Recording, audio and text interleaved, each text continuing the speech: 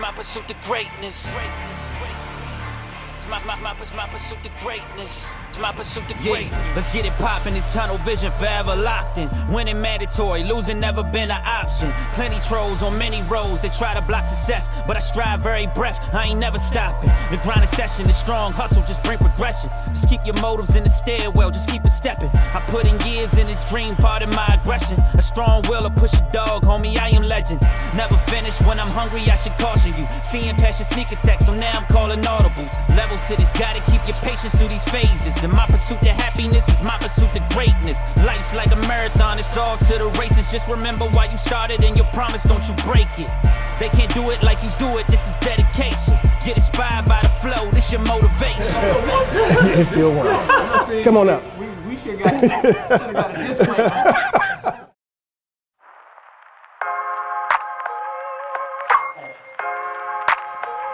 I said, oh. I say, I don't know about you. I'm getting old. Oh, man. I've been old, bro. So, you ready? I'm ready, man. I was born ready, bro. All right, so we got the People's Champ here, right? We got the People's Champ, the Teabag King himself. Y'all who minds may be gutted. That doesn't mean what you think it means, but we'll address that later. It's a real team. Can't forget the leaguing as well, man. Just so many titles, man. We be here all day. We try to get through all of them, but do that. So, Kyle, man, tell everybody why we're here. Well, we are very excited to debut our show called The Pursuit of Greatness. We are your hosts, Kyle Arrington, Mr. Leigh Bodden himself, and the idea is just to bring on notable personalities. You know, you see them on TV, you see them on Instagram, social media, things like that. But we wanted to humanize, you know, their experience and what it took for them to achieve greatness, you know, to become who they are. So we got dope guests coming on the show to share their journey and to give you guys an insight on what it took for them to get to greatness. And we're going to start off with our journey first because you got to get to know the host.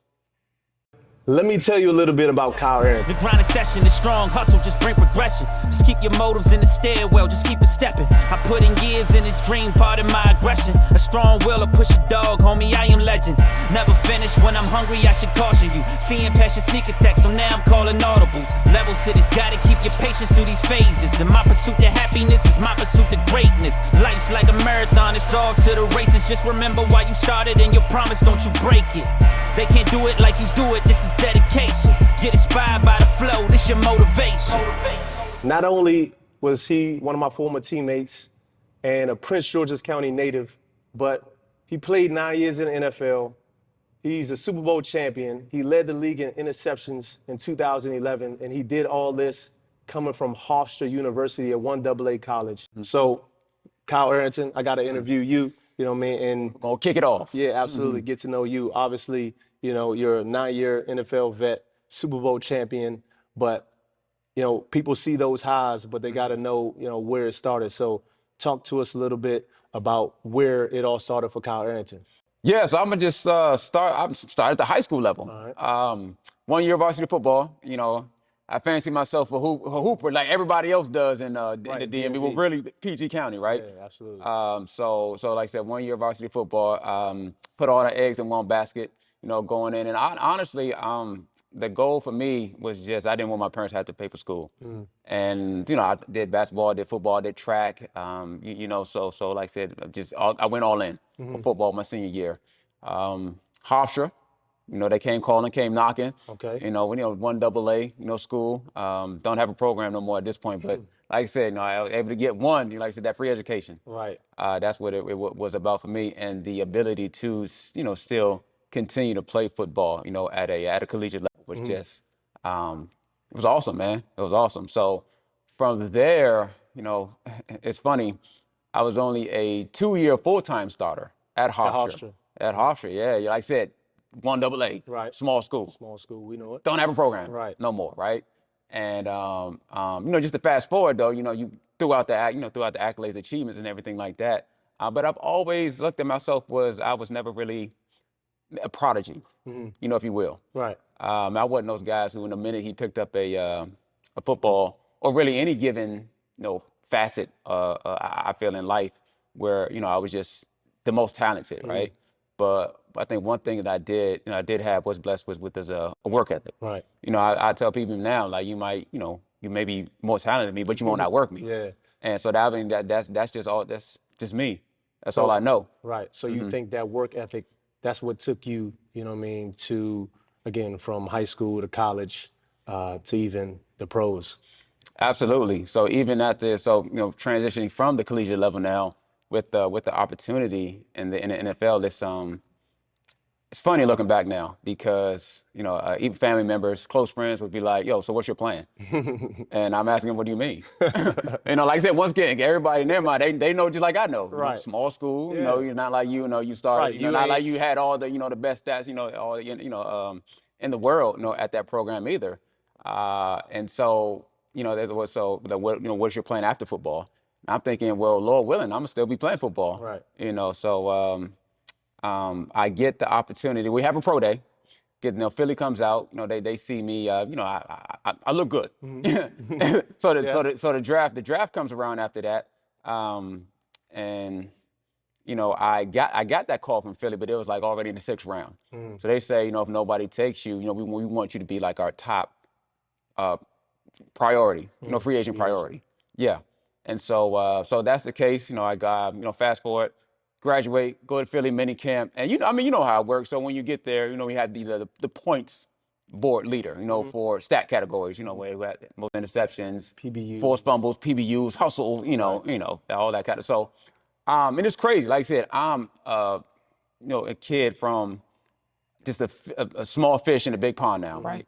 At this point, and from the moment I get there to the moment all the way through training camp into preseason, I'm at the top of that you know, stat sheet Right. that's posted for everybody to see, everybody, right? yeah. Yeah, and you got guys there like Asante Samuel, Lito Shepherd, Sheldon Brown, Brian Dawkins, you know, Quentin Michael, you A know, lot of big names. yeah, absolutely, and you know, it's also interesting because I guess when the lights became, well, the bullets became real. The lights were on come preseason. You know, it's not like I had a bad preseason, but you know, you're a kid in my position, How old were you? 21, 22. Okay. You know, you're a kid in my position, like I said, you know, where you're almost like you're cannon fodder. You know, nothing much is expected of you, you know, because, you know, you got to fill out. Absolutely. You got to fill out the roster during training camp, right? Right. So when you're in that position, you have to, you know, catch these coaches' eyes every single day.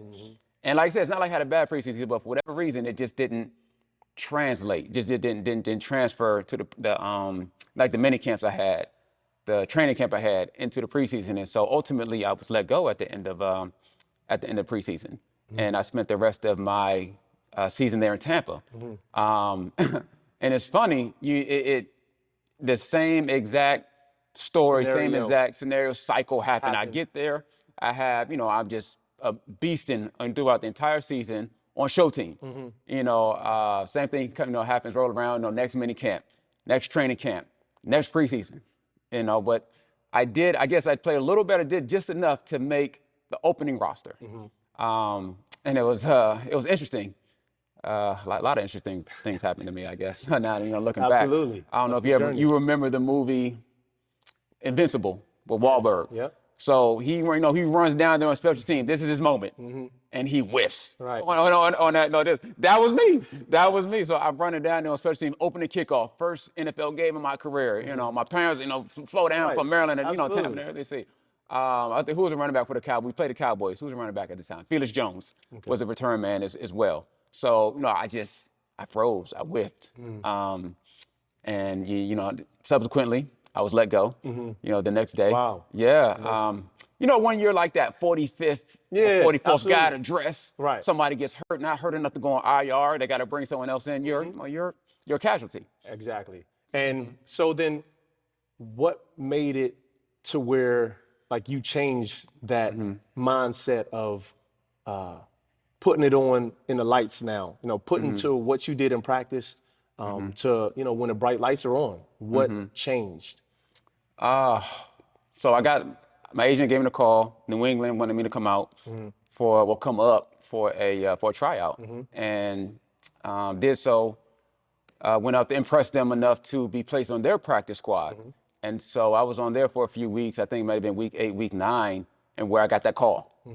And to come up and somebody got hurt, come up on special teams, kickoff, punt as well. So, I just took a hard look at myself in the mirror, that night before the game in the hotel room. And I'm just thinking to myself, like I just mentioned, never a prodigy. Like all these things are running through my mind, all because this is just, an once in a lifetime opportunity, right? An experience. And we talking about playing at the National Football League. So once again, everything in this moment leading up to my life, I'm thinking about. Never a prodigy. Going to a D1 AA school, only 1 year of varsity football. And people, family members, friends, ask me, what's your plan? So that led me to believe that they didn't think I was, You was good I wasn't supposed to be here. Right. They didn't think I would be here, which led me to think I'm not supposed to be here. Right. That so doubt creeps in sometimes. So doubt creeps in. Maybe somebody else. I was thinking about, what if I do great? But what if I go out there and don't do great? So I think a part of it, the major part for me was to say, you know what? I'm the one in these shoes. I'm the one who knows what I want. I'm the one who's been scratching, clawing, and fighting to be in this position. So it doesn't matter what everybody else thinks. All that matters to me is to go out there and take what's owed to me, because I've earned it. I've earned this opportunity. And go out that game, lead the team in special team tackles. That game, I remember, we was versus Miami. Ted again as a returner. I don't got to tell you, explosive guy. I know. Led the team in special teams tackle. Subsequently led the team in special teams tackles that year. Matter of fact, tied a legend, Larry Izzo, with 5 in one game. A couple years after that, led the league in INTs. Went to 2 Super Bowls, won 1, and you talk about just. I don't know. There was that, just looking back on it, it was that moment in that hotel room, taking a hard just look at myself. Right. And obviously, I'm just looking at it and listening to you. Obviously, we played together and not knowing these things. But for you to go through those things, most people would have doubted themselves and then just, stopped. But, you got another opportunity, and you said you talked to yourself, you wouldn't let it go to waste. And that's why you are here today, to be able to tell your story and to be able to be a champion, and to give people hope that are doubting themselves or that listen to people that say maybe, that's not for you. What's your backup plan? But you know what your plan is, and you have to take a hard look in the mirror and tell people and tell yourself, not even people, excuse me, tell yourself that I am here, right? And look what it does, you know what I mean? You can go out and do whatever you needed to do. Why didn't you look at yourself after the first time? Like, were you not aware at that moment, or what was it? Another part of that equation was that this was the first mental hurdle that I've ever come across. Everything was always physical. Like I said, it wasn't a project. So my recipe for success up to that point was just get bigger, get faster, get stronger, whatever I needed to do, work your ass off, right? So it was never really mental per se. So that mental hurdle struggle was the first one I ever came across of that degree. And so I'm just fortunate that I did have, another opportunity to figure it out. And I think accountability was another piece of it as well. Accountable to yourself. I mean, people, you go out there, you want to do things, for your family, for your friends, for your community or whatnot. Whatever your motivation is, but you first have to be accountable to yourself. Just letting yourself know, like, no, you whatever you want to be, you've earned the right. You put the work in. Right. Everything else will take care of itself. Right. And don't be afraid to be great. Right. And I think, just to even wrap it up, just your story, it's about doing more, because like you said, okay, you knew you had to do something physical, right? But that physical didn't take you over the hump. So now you got to figure out, okay, what else is there? And it's always a mental component in everything. And so that's where you have to start kind of first, to be honest, and then everything else will go into play. But that story, shows that you always have to do more, and you have to figure out, okay, I'm in this position, but I'm not where I want to be. So I got to do more and do something different. So man, it's a compelling story, man, for, the audience. And again, great to hear from you. It's just, a special story, man, and it's the pursuit of greatness. I appreciate you, brother. Yeah, man. So I'm gonna tell you a little bit about my co-host, Leigh Bodden. And look out. The run back. Taking it home. Touchdown, New England. Sanchez gets it away, but he's picked again. It's Bodden for a second time. Sanchez down the field. He's picked. Third pick. And the Browns with a chance.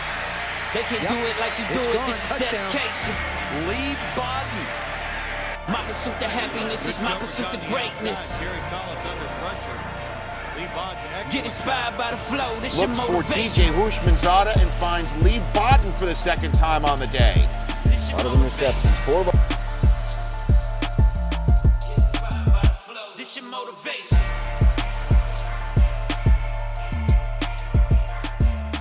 He is a fellow former teammate, a fellow 1AA graduate, fellow 9-year NFL vet, and just my big brother. And from the very moment I got to New England, I looked up to him as a big brother, as family. He showed me the ropes from the very beginning. And I mean, as you all know, especially football players out there, when we come in to play the same position, some people maybe feel threatened and look like, "Nah, you ain't taking my job. I mean, I'm not giving you any gems and nuggets. It's, you better figure it out yourself." Leigh never did that from day one, man. Embraced me, wanted to show me the ropes, and just wanted me to be great, for me to be successful. So it is an honor and a pleasure to be doing this endeavor with you, bro. Absolutely, man. It's an honor, bro. Appreciate you, man. All right, so I mean, Leigh, they heard from me, right? So now it's time for our audience to hear, like, who is Leigh Bodden? Where did it all begin for you? Right. It all began, obviously, I love sports. I'm from D.C., and I moved to PG when I was 10 years old. So, and that's when I got introduced to football at 10 years old. I played soccer and basketball growing up, but then I moved to Spring Hill Lake in PG County, and the coach for the Greenbelt Boys and Girls Club, he lived right above me.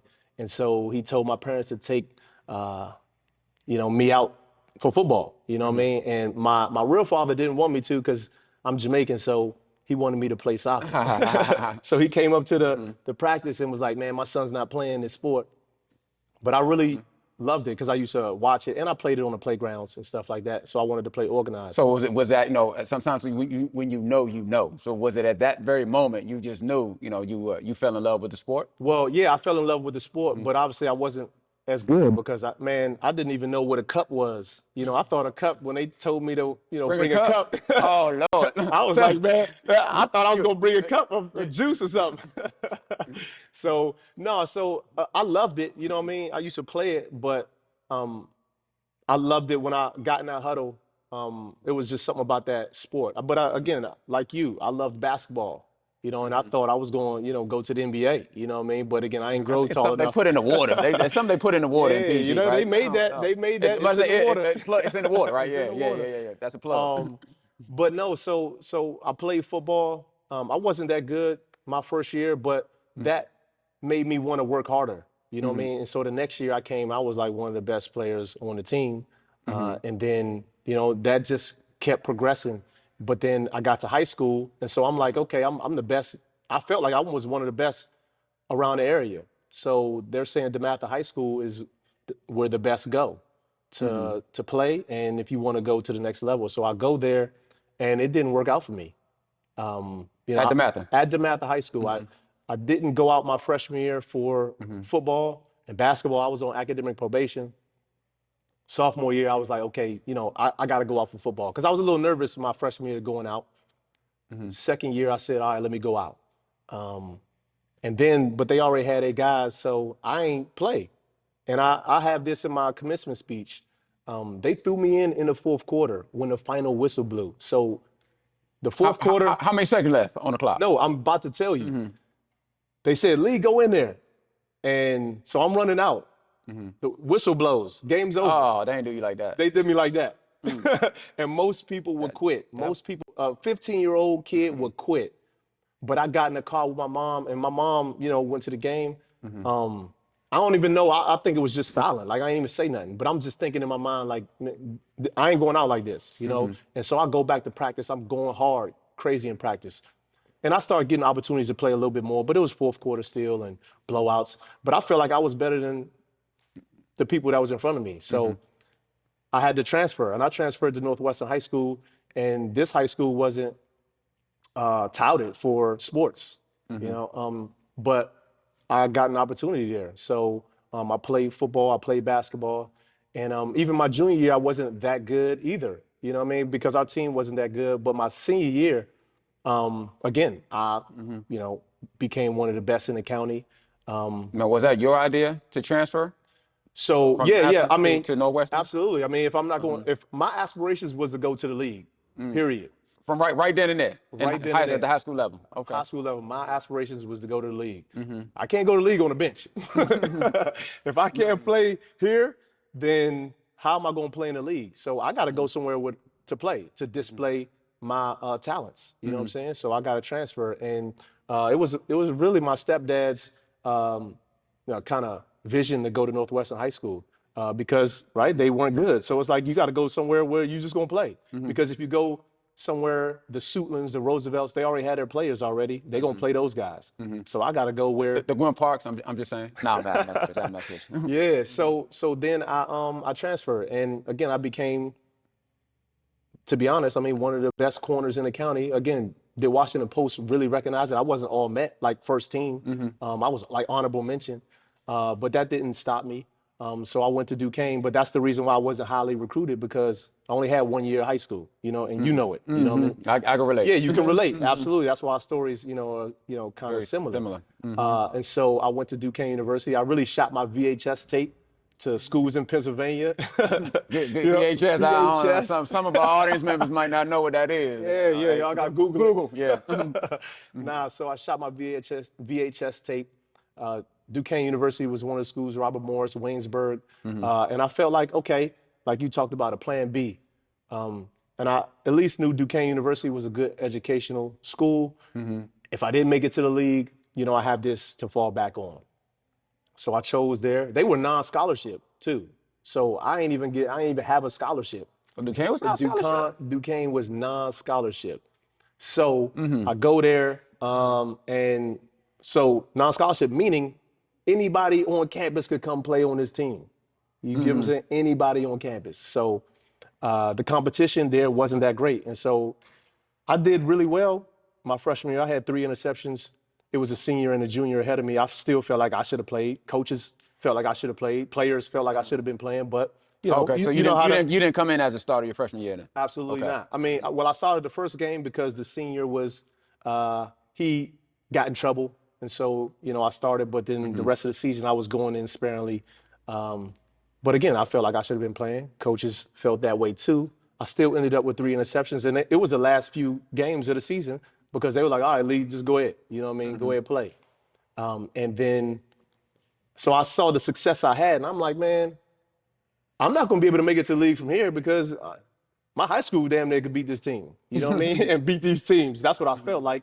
So I was like, man, let me transfer to Maryland. All I need is 1 year at Maryland, and I'll go to the league. Because Maryland wanted me to be a recruiter walk-on when I was coming out, but I felt like I was ready to play, and I didn't want to sit out a year. So I just, so after my freshman year, I'm trying to transfer. My coach was like, nah, you know what I mean? We're going to predicate the defense on you. You're going to do a lot of great things here at Duquesne. And then I couldn't afford it either. My mom couldn't afford it. She had a balance, you know what I mean? So I'm like, man, my mom can't pay for this. And so they found me some money. And then. So are you on scholarship at this point? So it's non-scholarship. Still not scholarship. But find you some money though. But find you some money. They found me some money. Okay. So I ain't have to pay nothing. And, you know, grants and all that, whatever it was. And so the coach said that, okay, he was going to make it a point to make me and highlight me. And so he did that, man. And so my sophomore year, I got 9 picks. My junior year, I got 9 picks. And my senior year, I had 7 picks. So I'm second all time in Division I AA in interceptions. And that's why a lot of people were at my pro day. That's quite the accomplishment. Yeah, a lot of people were like, okay, you know, it was every team at my pro day. And I remember Coach Chuck Pagano called me to work me out. He coached for the Cleveland Browns at the time, defensive back coach. You know, he was a post coach, you know, head coach. And he was like, well, he wanted me to run a 40. I was like, man, I did that at the pro day. You know what I'm saying? He was like, but our scout was late and he didn't get that. I was like, well, you know, I don't know what to tell you. So then, you didn't run a 40 for Chuck? No, I did not. But on the phone, and then he asked me how many interceptions I had, and I said 28. He said, damn. He said, no wonder everybody talking about you. You know, so again, like I had to, and I knew I had to do something like major coming from Duquesne to be noticed. You get what I'm saying? And I remember back in, so this was probably 2000, computers wasn't, you know, as it is today. I was searching and I found who was the leader of 1AA interceptions. And who's that? I forgot his name, but he had 28 interceptions. And so that's what I was shooting for. After my freshman year, I was like, man, I'm gonna get 10 interceptions. I felt like I was gonna get 10 interceptions each year. And so I was gonna have 33. That was in my mind, right? To be noticed, right? Because it's like, yeah, I mean, coming from, like I said, no, 1AA. Right. Yeah. And so if you get to the top of a list, somebody gonna notice, you know what I mean? But right now, who's the leader is Rasheem Mathis. Him and I, we were seniors, and he great player. Yeah, he blew it out the water his senior year. He had like 14 interceptions or something. And so he has 30, and I have 28, and I'm tied with, you know, the other leader, and I forgot his name. I'm mad right now that I forgot his name. But I'm saying I was in search to find out how I needed to get to that point, you know what I mean? Because I knew I was good enough, but it's like, how am I going to get noticed? You know what I mean? And so that got me noticed, but then I wasn't drafted with the Browns, and I felt like I was going to get drafted. And one of the reasons you had a few coaches reach out to you during the draft, before the draft, leading up to the draft? Yeah, no, give you any indication? Yeah, absolutely. But I'll tell you, the one indication that I had was my junior year. I played against a senior. He played for Sacred Heart. He led the nation in receiving yards, okay? And we played him. He had like 15 yards against me, 2 catches, like 15-some yards. You can Google this. And I had an interception. And I followed him the whole game. And so that season, after that season, he got drafted in the 6th round to the Dallas Cowboys. So all my teammates, and I didn't even watch the draft, all my teammates came back because this was like spring time. We was in spring ball. It was like, Lee, you definitely get drafted. Did you see Devin Johnson got drafted? I was like, what? I was like, oh yeah. In my head, I was like, I'm going there. Oh yeah. Again, because now I had 9 picks my sophomore year, 9 my junior year. All I gotta do is have a good senior season. He got drafted. I'm definitely getting drafted. And so I felt like I'm gonna get drafted, you know. But then it didn't. And then scouts were coming to my games, and people told me, oh man, you may be mid-round. People were calling me in the draft, before the draft. But again, the question was, in my competition. That's all. Every time I flew out to San Diego, Washington, you know, visited Washington, Pittsburgh, all these places. And that's all they talked about was, well, Lee, you know, who's the best person you face? The only person I can say is that guy. He got drafted. Well, all we can really ask for, I guess, leading even back to my story, is an opportunity. So you get the opportunity coming out, going to Cleveland. And so, I mean, you know, just how was that, experience? Right. So that was a great experience. So training camp coming in, again, I was confident because mini camp, I was killing, you know what I mean? And then I can't wait for the vets to come in. But then, you know, I'm killing here and there, you know, because the vets are a lot better, you know, than these rookies. But I'm displaying everything. So what was your mentality? Did you have that, you know, kind of a small fish in a big pond mentality at all? Or you just, you know, just came in, knew what your assignment was and you was going to execute? Yeah, I was going to execute. And I mean, I just always had the confidence that, like, I was one of the best. I was the best of the best. That's just my mindset. Because I knew I've seen all the best in places. And I'm like, okay, well, I'm just as good, if not better than them. So it's no way that you can deny me. All I had to do was keep showing it and keep proving it. And that's what I did there in Cleveland. And to be honest, I remember the coach or the GM told my agent, he said, well, if Lee show any flashes of what he's done in college, he's guaranteed a spot on, you know, the practice squad at least. So I was like, okay, I got a job. Now all I got to do is keep doing what I'm doing. You know what I mean? And I did that and got on the roster. And like you talked about. But even knowing, did that make you content in any way, though? No, absolutely Just not. knowing, like, because even for myself, at a certain point when I was thinking, like in Philly, okay, if I could just be on a practice squad for X amount of years, I mean, that's cool, right? But that wasn't, No way. no, No, that no. wasn't you. Was already, nah, No way. that's not for me. I wanted to suit up. I wanted to play. And I'm thinking I want to play. I want to start on defense. Like, you know what I mean? This is my mindset. I want to play on defense. And I'm feeling like if I show it in practice, you can't deny me. You know what I mean? But so, and I didn't get to start because we had some really good players that were playing in front of me, obviously, vets. But I feel like the special teams aspect, you know, I got a chance to dress on special teams. And I didn't make, like you said, that first kickoff, man, I was the one to make the tackle. Like, I wanted to make the tackle. We played the Indianapolis Colts, and I was this close to making it. And I remember Sean Thompson made it. But the second kickoff, I made the tackle, you know, because I was ready for the moment. I was ready, and I knew I should be there, right? And I felt like, again, I didn't feel like I was a special teamer. I felt like I should be playing corner. But just the opportunity that it gave me, so I got to show them that I can do that. And the thing is, my rookie year, I did start a game. You know what I mean? When people got hurt. And so they believed in me to start a game as a rookie, you know what I mean? Coming from Duquesne. So I just always had that mindset. What was that, you know, leading into that? Well, first of all, who you guys playing? The first game of the season? Yeah, well, your first game starting. My first game was Seattle. Seattle. Okay, well, Seattle. before that game, like not before the game, like what do you think? What's going on in your head? Like, you know, first NFL starting, right? You know, rookie season. I can't wait. I can't wait. Just couldn't wait. I couldn't wait. Just chomping at the bit. Just anxious. Anxious Okay, to, you know what I mean? Because it's like, you know, this is here. You know what I mean? This is the dream that I wanted. I wanted to be able to play. And to be honest, I wasn't ready. To be 100% honest, I wasn't ready. Did I say play? you wasn't ready, and what facet? Like mentally? No, mentally I was ready. Well, it sounded like you were ready mentally. Yeah, mentally I was ready, but physically, you know, just the speed,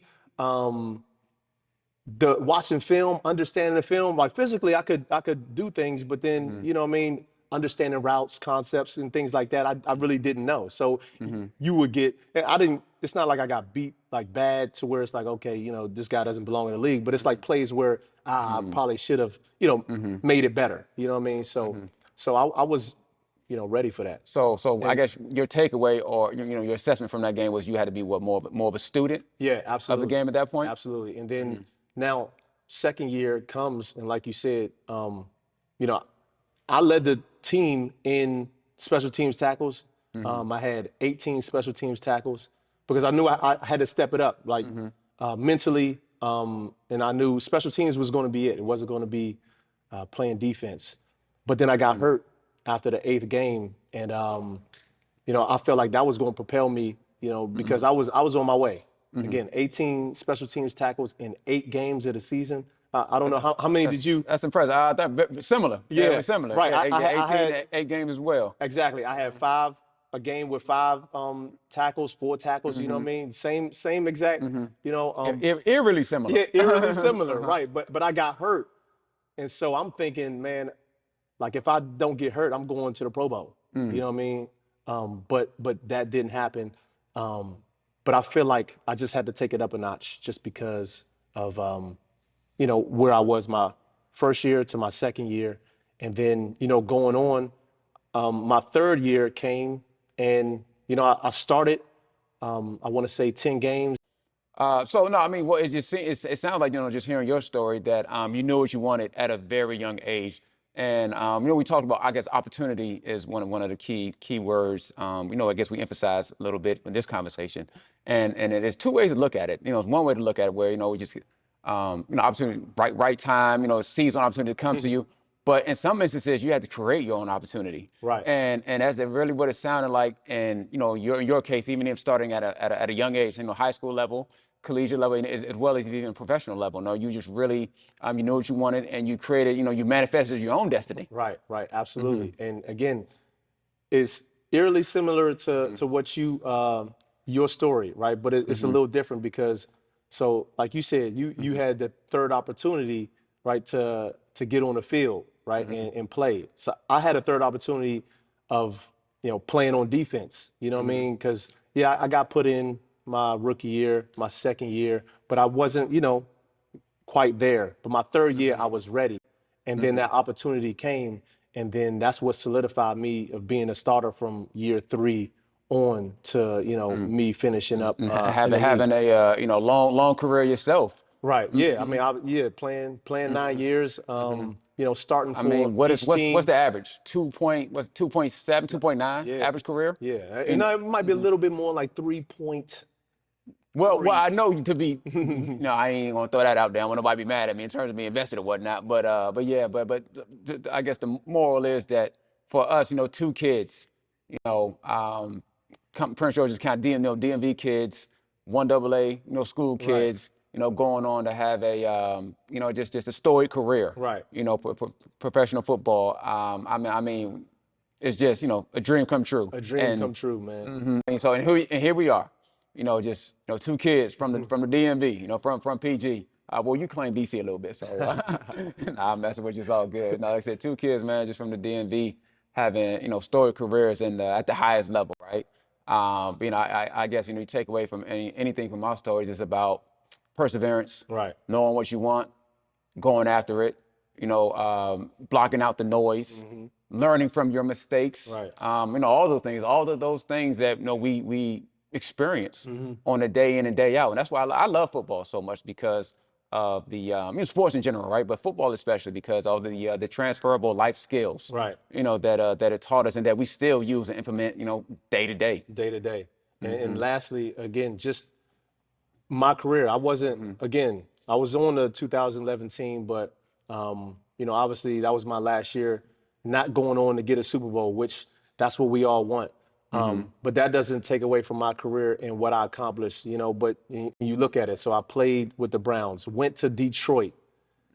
We didn't Where win. some careers go to die, mind you. Right, exactly. And that's what is so important about it. Cleveland spent 5 years there, my first 5 years. I went 1 year, got traded to Detroit. That was the 0-16 season. You would think, okay, that's my 6th year. Like your career's done, damn near. You know what I mean? Especially, okay, I'm not a highly, touted, big name guy. But who's calling is the New England Patriots coach, Bill Belichick. You know what I mean? But it's because I kept, not being in a situation in an 0-16 team.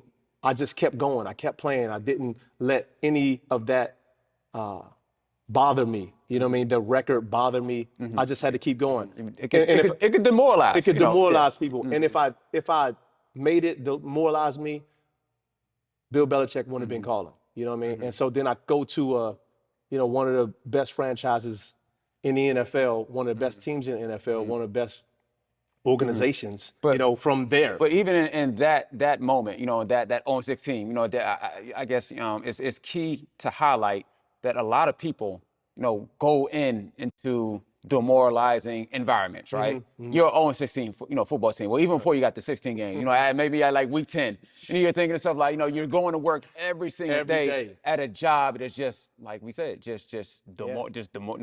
demoralizing atmosphere.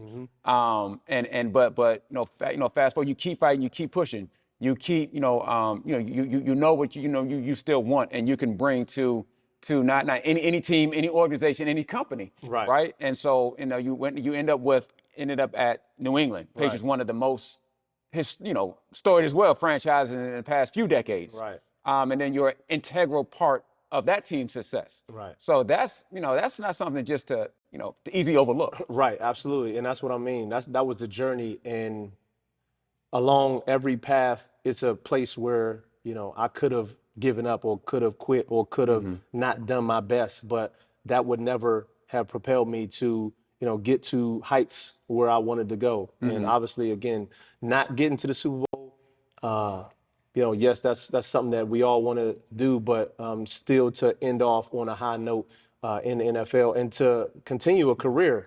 3 more years after that. You ain't missing nothing. We lost. You ain't missing nothing. We lost anyway. No, but so again, it's just the stories of us sharing this with everybody out there is important to be able to show them guys from small places can make big dreams come true. with the persistence, with the hard work, with never giving up. And I think that's what pursuit of greatness looks like. And again, it's good for us to share that story and get it out there and share other people's stories as well. Absolutely. And that's exactly what we want this show to embody. Yeah, yeah. There you have it. So you heard it from Kyle Arrington, Leigh Bodden. That's our stories. And these are the same stories that, yes, we want this show to embody. And we can't wait to bring you the notable guests and personalities and just, hear from them as well, their journey, how they got to become who they are and where they are.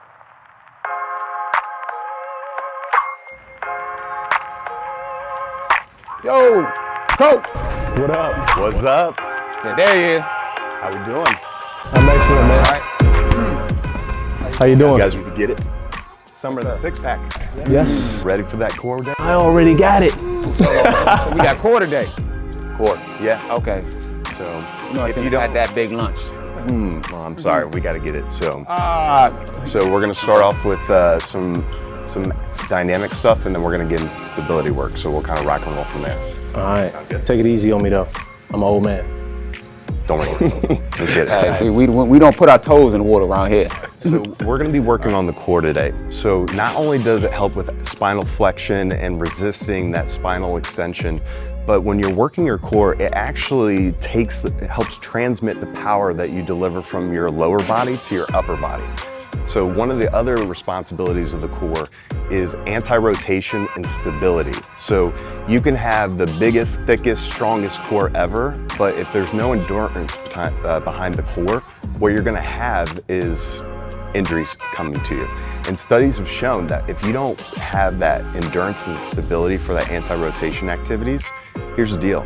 You're gonna set yourself up for an injury and your core is not gonna look great. So let's be honest, we're all trying to look good naked. So with that, we're gonna get started. Left arm, left leg, open up. And when you open, hold it for 3 seconds. Don't set it on the ground. Go ahead and open up. Good, and come back and return, nice and smooth. So you're gonna be right here. Keep your feet together, arms over your head. Same thing with the dead bugs.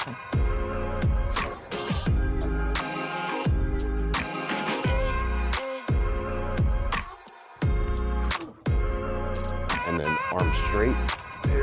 Yep, same thing. So you're nice and rigid, and all you're gonna do is rock up.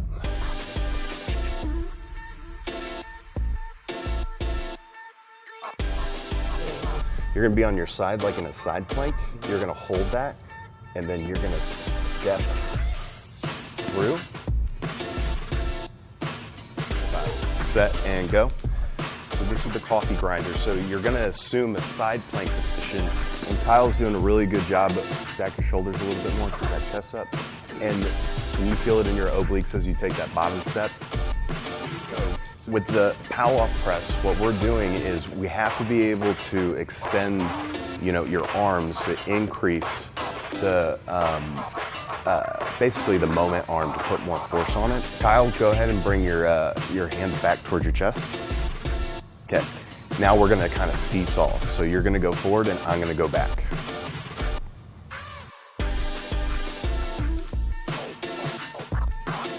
So this is the partner version of the pow-off press. Typically you're gonna have a band or a cable, and then as you extend out, your core has to fight. Do you guys feel the fight that your core is trying? Here we go. So for the cat, what we're gonna do is you're gonna imagine a string in the middle of your upper back, and it's gonna pull up. You're gonna drop your head, and you should feel a nice stretching sensation, right? And so when you drop that head, you're pushing, have that nice feel, and then you're going to drop into that happy cow where you're gonna drop the middle of your back and your lower back, and you're gonna try and look up at the ceiling. Yep, exactly. Make sure you keep your elbows straight. This is an easy cheat, is using your elbows. So you're gonna keep on threading the knee. This is more of an active mobility. A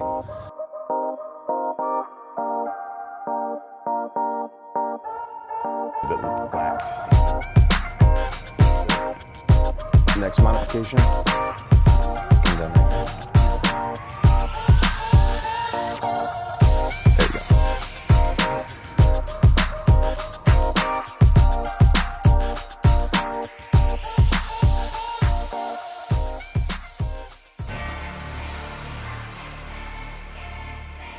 my pursuit to greatness.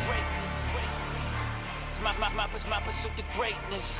My pursuit to greatness. Let's get it poppin'. It's tunnel vision forever locked in. Winning mandatory, losing never been an option. Our pursuit to greatness. So, yeah, just. I thought you was done right there. Nah. We can start again. No, we can just edit that. We keep fellow first round. No, shit. First round. Yeah. I wish. You wish. I know, right? I mean, 1AA. Yeah, 1AA. Right. Go ahead and hit the subscribe if you like the content. Yeah. If you like the. Right. Yo. Here's something. Here's something. One more time. This is it. I got it. We're going to get out of here. All right. All right, man. Oh, that's a wrap. Oh, Lord. I sat down too long. My pursuit to happiness is my pursuit to greatness. They can't do it like you do it. This is dedication. My pursuit to happiness is my pursuit to greatness. Get inspired by the flow, this your motivation.